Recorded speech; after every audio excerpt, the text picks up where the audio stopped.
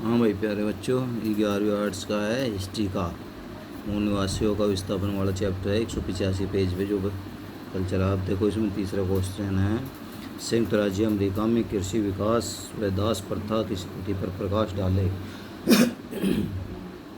तो देखो, ब्रिटेन से आकर प्रवासियों ने अमेरिका के पूर्वी तट पर 13 बस्तियां बसाई और 1776 ईस्वी में इन बस्तियों ने मातृ देश ब्रिटेन के खिलाफ स्वतंत्रता की घोषणा कर दी। कितना? जिस देश में थे उस देश के खिलाफ स्वतंत्रता घोषणा कर दी। जिस समय इंग्लैंड के नियंत्रण से ये बस्तियां मुक्त हुई, उस समय तक इस देश का क्षेत्रफल पूर्वी तट पर छोटा सा हिस्सा था। धीरे धीरे पश्चिम की ओर, सरहद की ओर इसका प्रसार होता चला गया। इस विस्तार की प्रक्रिया में मूल निवासियों को बार बार उजड़ना पड़ा। जैसे जैसे पश्चिम की ओर सरहद फ्रंटियर खिसकती रहती थी, वैसे वैसे मूल निवासियों को पीछे खिसकने के लिए बांधे किया जाता था। अंत में 1892 ईस्वी में संयुक्त राज्य अमेरिका की सीमा प्रशांत महासागर को छूना। नंबर 1, खेती का विकास। कृषि विकास में 19वीं शताब्दी में यूरोप के देशों से बड़ी संख्या में आने वाले प्रवासियों की भूमिका मुख्य रही। इन प्रवासियों ने जमीन की सफाई की और खेती का विकास किया। दूसरा है दास प्रथा। संयुक्त राज्य अमेरिका में विशेष तौर पर दक्षिणी राज्यों में कपास और गन्ने की खेती में काम करने के लिए दक्षिण अफ्रीका से बड़े पैमानों पर दास का आयात किया गया। दास वे हैं भाई जो खेतों में काम करते हैं। इन दासों का प्रयोग बड़े बड़े लोग करते थे, जो और भेंट में भी इन दासों को देते थे। दास का काम था खेती करना, रोटी पकाना और अपनी लाड़ की आज्ञा का पालन करना।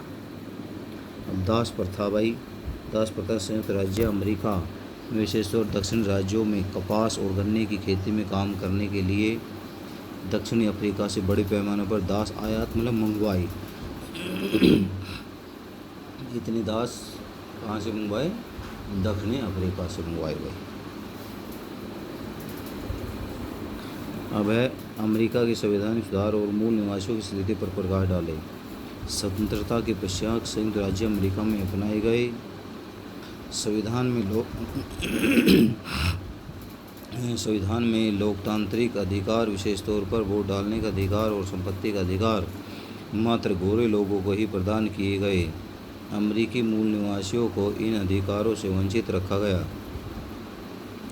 हाल ही में कनाडाई मूल निवासी डैनियल पॉल ने इस महत्वपूर्ण तथ्य की ओर संकेत दिया कि अमेरिका स्वतंत्रता संग्राम के पक्ष में आवाज़ उठाने वाले लेखक थॉमस पाइन ने समाज का संगठन करने के लिए मूल निवासियों से मॉडल ग्रहण किया है।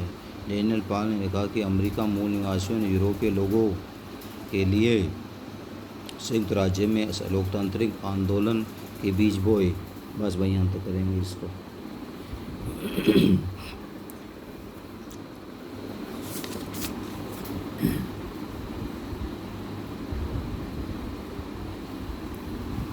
देखो भाई, ये वाला क्वेश्चन, यूरोपीय साम्राज्यवाद के विभिन्न रूपों के बारे में संक्षेप में लिखें। यूरोपवासी अंग्रेजी, फ्रांसीसी, डच इत्यादि होना। ये क्या है? यूरोपवासी द्वारा एशिया, अफ्रीका तथा दक्षिणी अमेरिका व ऑस्ट्रेलिया के क्षेत्र में साम्राज्यवाद का प्रसार है। साम्राज्यवाद वैसा ही है जैसे भाई उपनिवेशवाद है, जो एक देश दूसरे देश को गुलाम बनाना। नंबर 1, भारत में स्थानीय शासकों को हराकर यहाँ के लोगों से भू राजस्व वसूल किया। क्या? भारत के स्थानीय शासकों को, राजाओं को हराकर भू राजस्व मतलब टैक्स लिया। साथ ही यहाँ रेलवे, बागानों एवं खादानों का भी शोषण किया। मतलब रेलवे, बाग और खादानों की चीज़ों का भी इन्होंने भरपूर फ़ायदा उठाया।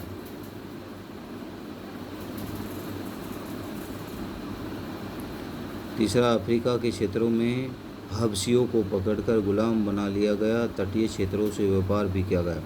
अफ्रीका से हबशी पकड़ लिए गए और गुलाम बना लिए और फिर उनसे काम करवाने के लगे। चौथा है, उत्तरी अमेरिका और ऑस्ट्रेलिया में यूरोपीय ताकतों ब्रिटेन व फ्रांस ने पहले ही अपनी बस्तियां बसाई तथा फिर मातृदेश से स्वतंत्रता प्राप्त की। वस्तु इन देशों से तो मूल निवासियों का लगभग सफाया ही हो गया। मूल निवासियों का क्या हो गया भाई? सफाया ही हो गया।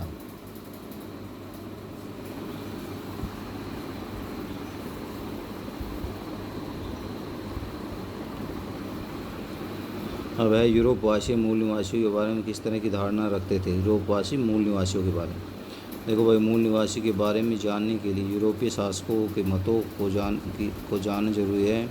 ये इस प्रकार है। नंबर 1, रूसों के विचार। फ्रांसीसी दार्शनिक रूसों के विचार में मूल निवासी प्रशंसा के पात्र थे, क्योंकि वे सभ्यता के कारण आई विकृतियों से अछूते थे। रूसों ने उनके लिए उदात्त उद्यम या जंगली वाक्य का उपयुक्त माना है।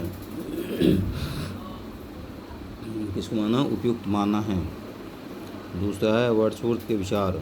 मूल निवासियों के बारे में एक अन्य नज़रिया अंग्रेजी कवि वर्ड्सवर्थ की पंक्तियों में मिलता है। वर्ड्सवर्थ ने उनके संबंध का वर्णन करते हुए, वे जंगलों में रहते थे जहाँ कल्पना शक्ति के पास उन्हें भाव संपन्न करने, उन्हें ऊंचा उठाने या पुरस्कृत करने के अवसर बहुत कम थे। अब है वाशिंगटन इरविंग के विचार। इरविंग के अनुसार स्थानीय लोग गोरे लोगों की नीयत पर भरोसा नहीं करते थे। जब वे गोरों के साथ रहते थे तो बहुत कम बोलते थे, क्योंकि उन्हें गोरों की भाषा समझ नहीं आती थी।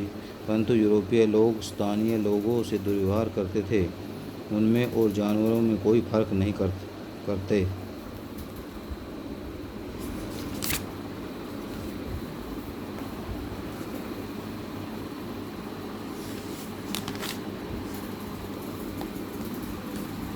देखो भाई, संयुक्त राज्य अमेरिका में प्रवास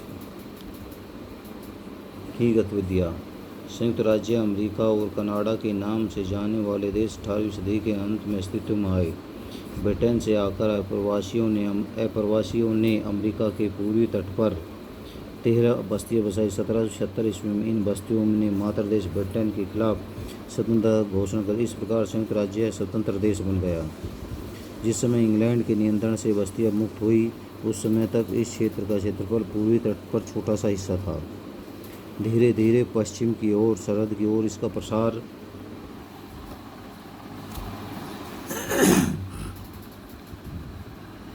होता चला गया और 1803 ईस्वी में अमेरिका ने फ्रांस से लुइसियाना खरीदा। इसी प्रकार से रूस के साथ भी अलास्का की खरीद फरोख्त हुई। दक्षिण भाग का अधिकतर हिस्सा मेक्सिको से युद्धों के द्वारा जीता गया। इस विस्तार की प्रक्रिया में मूल निवासियों को बार बार उजड़ना पड़ा। किसी के मन में यह ख्याल नहीं आया कि उन इलाकों में रहने वाले मूल बासिंदों की भी इच्छा जानी जाए। जैसे जैसे पश्चिम की ओर से पर्यटक शक्ति रही, वैसे वैसे मूल निवासियों को भी पीछे खिसकने के लिए बाध्य किया जाता था। अंत में 1892 ईस्वी में संयुक्त राज्य की प्रशांत महासागर को छूने लगी सीमाएं प्रशांत महासागर को छूने लगी। नंबर 1, खेती का विकास। 19वीं शताब्दी के अंत में संयुक्त राज्य में कृषि का विकास होने लगा। फलतः यहाँ के भूभाग में काफ़ी बदलाव आए। कृषि के विकास में 19वीं शताब्दी में यूरोप के देशों से बड़ी संख्या में आने वाले प्रवासियों की भूमिका रही। यूरोपीय देशों से आने वाले इन अप्रवासियों ने ज़मीन की सफाई की और खेती का इन खेतों में धान व कपास की फसलें उगाई। मतलब जो यूरोप से आए लोगों ने क्या किया भाई, आके सफाई की और सफाई करने के बाद धान की, कपास की खेती की। इस फसल का यूरोप के बाज़ारों में बेचा जाता। फिर तैयार करके इस फसल को कहाँ बेचते थे? यूरोप के बाज़ारों में, और खूब मुनाफा कमाया करते थे। फसलों को जंगली जानवरों से बचाने के लिए उनका शिकार द्वारा सफाया किया जाता था। फसलों को भी शिकार के द्वारा बचाया जाता है, जंगली जानवरों के शिकार करके। 1873 ईस्वी में कटीली तारों की खोज ने अमेरिका में खेतों के विकास को बढ़ावा दिया। किसको बढ़ावा दिया भाई? कटीले तार लगा दी गई 1873 में, और उसे अवदास प्रथा रहे। संयुक्त राज्य अमेरिका में विशेष तौर पर दक्षिण राज्यों में कपास और गन्ने की खेती में कार्य करने वाले दक्षिणी अफ्रीका से बड़े पैमानों से दासों का आयात किया। धीरे धीरे दास प्रथा का विरोध होने लगा। इस मुद्दे को लेकर 1861 से 1865 तक उत्तरी दक्षिण अमेरिका में भयंकर युद्ध हुए। क्या है भाई? युद्ध हुए भयंकर।